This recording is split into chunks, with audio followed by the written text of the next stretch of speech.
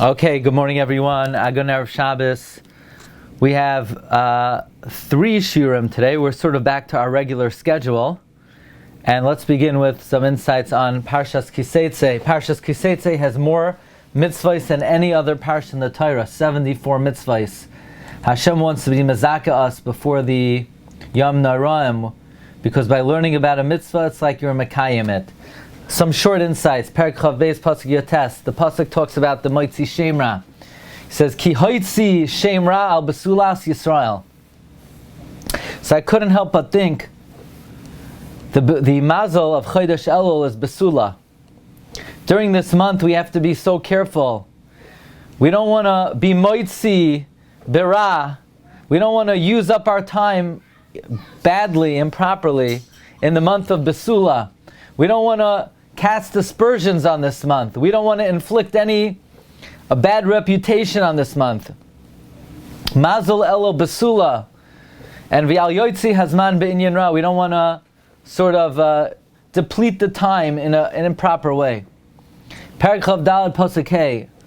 We have somebody who got married. So he doesn't go out to war for 1 year. Naki Yeh Leveisai Shana Achas. Perek Chav Daled Pasuk Hey. Perek Chav Daled Pasuk Hey. Naki Yeh Leveisai Shana Achas.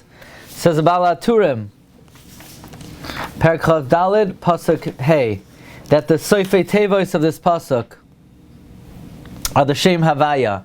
Naki Yeh Leveisai Shana Achas. What is the significance of the words Naki Yeh Leveisai Shana Achas? Ayin v'Bala Turim, that he explains Al Pi Darkai. But let's ask another question. Immediately before that, we have the episode of a man who marries a woman,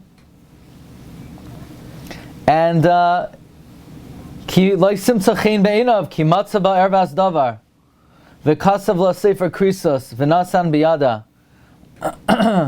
And she gets divorced and she goes to a different guy, and the second guy hates her. So the first guy can't take her back. Acharei asher hu tama'a. What does it mean, acharei asher hu tama'a? Not only can you not take back a woman who someone else married, but even a soita, a husband cannot take back a soita. And then juxtaposed to that is the episode of Ki yikachish isha chadasha lo yitzei batzava v'lo yaver alav l'chol davar naki yeh lebeisai shana echas. What's the connection between soita and someone who's in Shana Rishona? Isn't that an unusual juxtaposition? We have the episode, the halach of soita, of acharei asher hu tama, and then ki yikachish isha chadasha. So perhaps we could suggest that what's the purpose of spending a year with one's wife in Shana Rishona? The idea is to build a proper relationship where she's not looking for other pastures, and she has stability in her home. So in other words, the juxtaposition seems to indicate that perhaps the reason why one should remain home for the first year is because if you don't have a stable foundation, then maybe she'll look elsewhere. So if you want to avoid the situation of soita, you have to make sure Naki Yeh Lebeisai. Now we know that if you get involved in the situation of soita, the Shem Havaya is erased. So therefore, Naki Yeh Lebeisai Shana Achas, Soifei Teva Shem Havaya, if you stay together for a year and you build a relationship, so instead of Umacha Es Hashem, instead of erasing Hashem's name, you're writing Hashem's name. You're creating endurance for Hashem's name. Maybe that's the remez of Naki Yeh Lebeisai Shana Echas Soifei Tevois Shem Havaya. In this week's parsha, we have the inyan of Arba'im Yakenu Lo Yosef. You give 40 malchus. Now it's interesting, even though the Torah says you give 40 malchus, we don't give 40 malchus. We give Arba'im Chasar Achas. We give 39 malchus. Why? Why? So there are all kinds of reasons. At the end of the day, the Torah says Arba'im Yakenu. The Maharal explains in the Gur Aryeh, the reason why we have 40 Malkas is Keneged the Arba'am Yom Shel Yitziras Havlad. It takes 40 days for the Vlad to be created. Why? What's the inyan that it takes 40 days for the Vlad to be created? Maharal says 39 days for the Guf, and on the 40th day the Neshama comes. Interesting.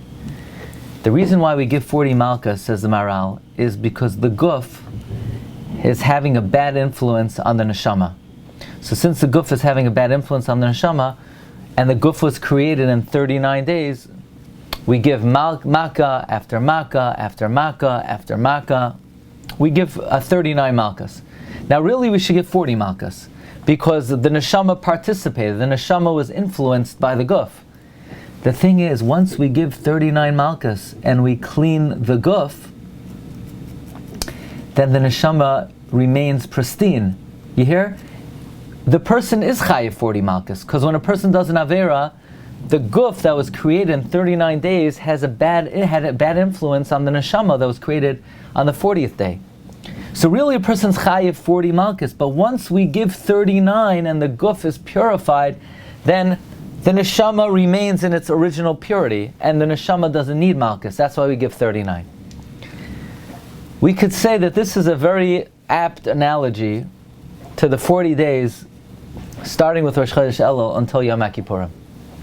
These 40 days perhaps correspond to, well, we know the Kaf HaChaim says it corresponds to the 40 days of Yitziras Havlad. The Kaf HaChaim says that. Actually, Rav Aaron Kotler would say over every year, and Reb Shneir would say this over every year, that during Chodesh Elul, it's literally a rebirth. We're being recreated. The 40 days of Elul correspond to the 40 days of Yitziras Havlad. But once a person perfects 39 days of their Guf, then we stand on Yom Kippur and we revert back to our original purity of the Neshama. And after the 39 days of Elul and Shuvah, then on Yom Kippur, the Neshama remains in its original pristine purity, and we're redeemed from Yisurim, and we get Kapara. In other words, the 40 days correspond to the 40 days of Yitziras Havlad. And just like when it comes to Malkus, you have 40 Malkus, but we don't really need 40, because once we have 39, the 40th is not necessary. So too, once we have the first 39 days, then Yom Kippur, so to speak, it remains pristine. Okay, so that is our first idea. Now I see on the Shir, Rabbi Glatstein, he's making 2 bar mitzvahs this Shabbos for 2 grandsons, so he wants a Dvar Torah, even though I gave him a couple, but I don't know if it's good enough. So we'll tell him one more. The Ramban says that, why do we have 40 Malkus? Ramban says 2 reasons. One, Keneged Yitziras Havlad, the creation of the person, and one, Keneged, the 40 days that the Torah was given. Says Achsam Sofer, there's a nafkamina between these 2 reasons. If the reason why that we give 40 Malkus is because the person didn't observe the Torah that was given in 40 days, then you should have to give exactly 40 Malkus, because the Torah was given in 40 complete days.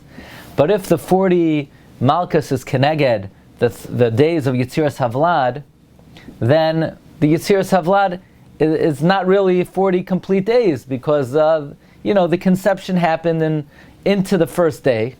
So it would only be required to give 39 Malkus. Says Achsam Sofer, the fact that we only give 39 Malkus and not 40, that indicates that as holy as the Torah is, there's something even holier than the Torah, the person themselves, a Jew. A Jew is even holier than the Torah. And therefore we say, Kimle b'derabah minei. Worse than violating the Torah is not fulfilling your own potential. And greater than being Mekayim the Torah is a person dedicating themselves and utilizing their own potential. The fact that we give 39 Malkus, that indicates, says Achsam Sofer, there's something holier in this world even than the Torah Kedosha, and that is the Jew. So that's a great simcha of becoming a bar mitzvah. We're celebrating the something more sanctified than the Torah itself, and that is another Jew who's becoming a member of the Jewish people. Okay, so that's some insights on Parshas Seitzei, and now your favorite time of the week.